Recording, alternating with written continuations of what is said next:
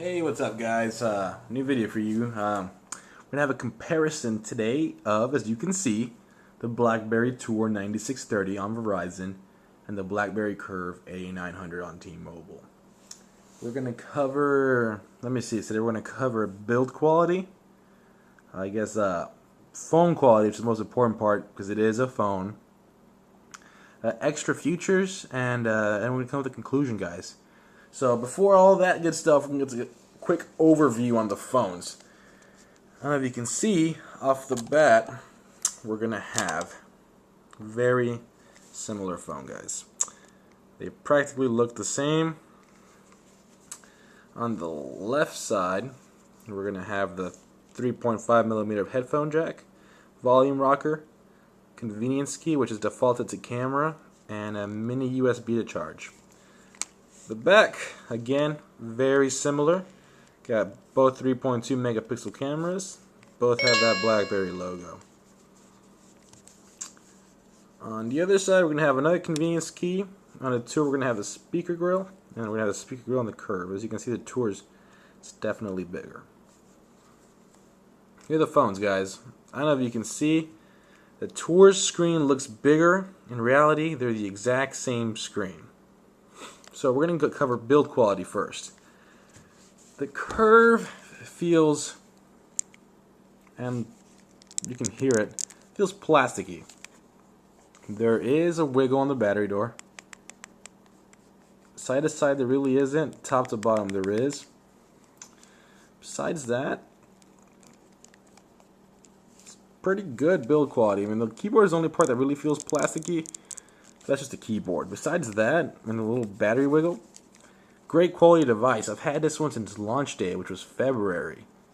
It has held up spectacular. The trackball has gotten a little stuck now, but it's aging, and that's the reason RIM is switching their new Blackberries to a trackpad, because they do wear out. The Tour I've had for about 2 weeks, and where should I start? Let's start off with this top part now. See if you can hear this, guys.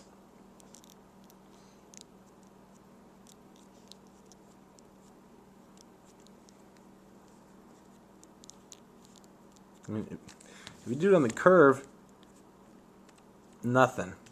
On the Tour, it's that ugly, plasticky sound. I don't even know where to start with that one. I hate that one. 'Cause when you're talking on the phone, you put it against your ear, you can hear it all the time. The battery door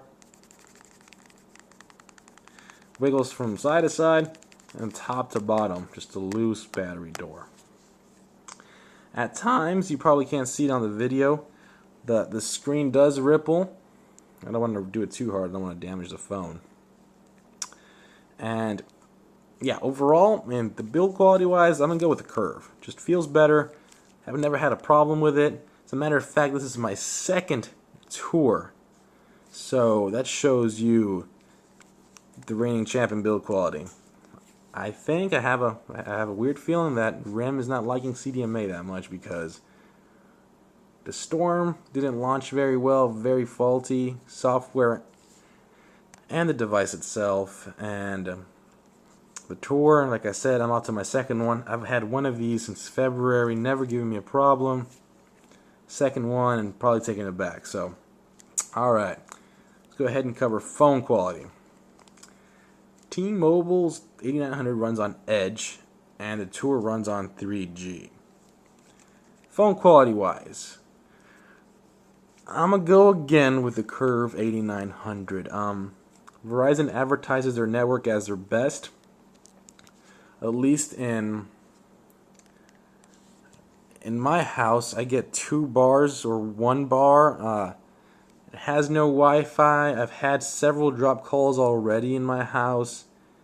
I don't know what to think. Verizon, like I said, advertises their network. I don't know if it's the network. I don't know if it's the phone. I've read up a lot on this phone, and a lot of people are having signal issues. Like right now, no bars. Look at that. Again, 2 bars. It's doing that all the time. It lacks Wi-Fi, which means I can't connect to data if I have no bars. Yeah. Also, I didn't know this, but now I do. When you're actually making a call on the Tour, since it is CDMA, you can't use data. So if you text while you talk to some people, or like I do, I BBM a lot, and if I'm talking to someone I'm using BBM, I can't do it on this phone. It's one or the other. That's a big downfall. The Curve runs on Edge, but it does have Wi-Fi, which means it does support UMA. What that means is it can connect to any Wi-Fi network and use it as a cell tower, which means you're going to have great signal as long as you have Wi-Fi, which means you can be out in the boonies with no signal, and if you have Wi-Fi, you're set. Wow. I mean, right now I'm not even using UMA. I have 5 bars of signal on T-Mobile's network. Like I said, it could be the phone, it can be the network. This phone's great. Drop calls, had a couple, but I've had this phone since February. On the Tour, I've had more drop calls, and I've had it for 2 weeks. Also on the Curve, I can be on the phone, and I could be using BBM, I can be texting, I can check show times if I want to go to the movies, I can be on the web. I can multitask while I'm on the phone, which I do a lot. On the Tour, I can't. So as far as phone goes, again, I'm going to have to go with the Curve 8900. Now let's go ahead and cover extra features. They both are running the newest operating system by Blackberry, which is 4.6, I believe. They both practically look the same. You know, Verizon's going to have their Verizon application. T-Mobile's going to have their T-Mobile applications. The Tour's going to win this round. Here's why. Here's the coolest thing I've seen on any phone. And the only reason the Tour's worth keeping right now, in my opinion and in my situation. Many people can have a great signal. Many people can love this phone. Like I'm saying, it's my situation, my opinion. The Tour is a world phone, which means it runs CDMA and it has a SIM card slot. That means is I can have 2 lines in one phone. Right now I'm running on, like I said, Verizon's network. To show you this, guys, I'm going to go to Manage Connections. As you can see right there, Verizon's network. And if you go to the options,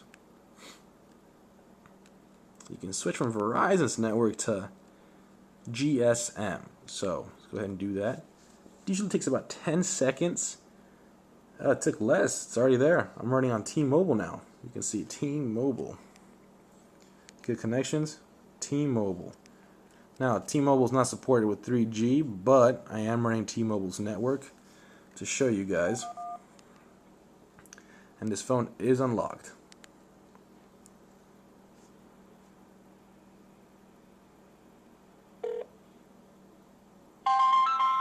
T-Mobile for English. Say English.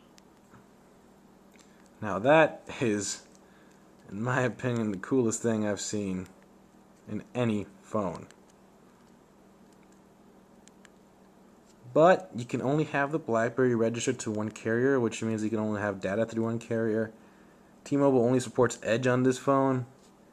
And I have my phone registered through Verizon, which means if I'm on T-Mobile, I can only make phone calls and text. Like I said, it has to be unlocked, but it is capable of doing that. Look how long it's taken for it to get Verizon signal. I mean, it's just in my house, I still have no signal. Yeah, this is just, it's horrible. The Curve 8900 only uses GSM. If I can open this battery. So it only has a SIM card. As you can see the backs, they both have the same battery. I'm just going to go into another topic. The Tour uses 3G, the Curve doesn't. They both use the same battery, so what do you guys think is going to happen?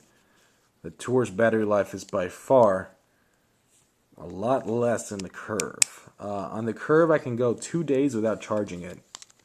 And heavy use. And I'm set. I don't have to charge it. On the Tour, I charge it midday.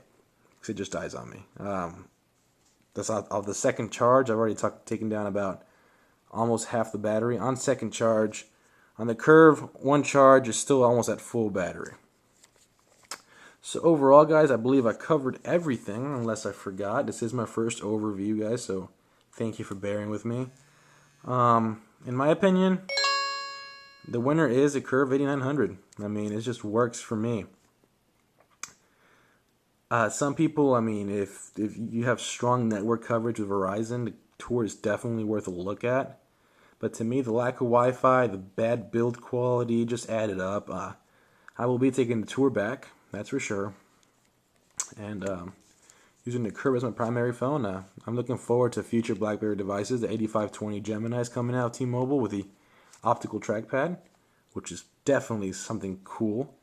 The Onyx 9020 is coming out, hopefully November, so we'll see about that. In the meantime, I'll be rocking this baby, and come August 5th, guys, I'm going to have an unboxing video of the 8520 Gemini. I'll definitely be picking that up, so stay tuned, guys. Subscribe. Thanks for watching. You guys have yourselves a great day.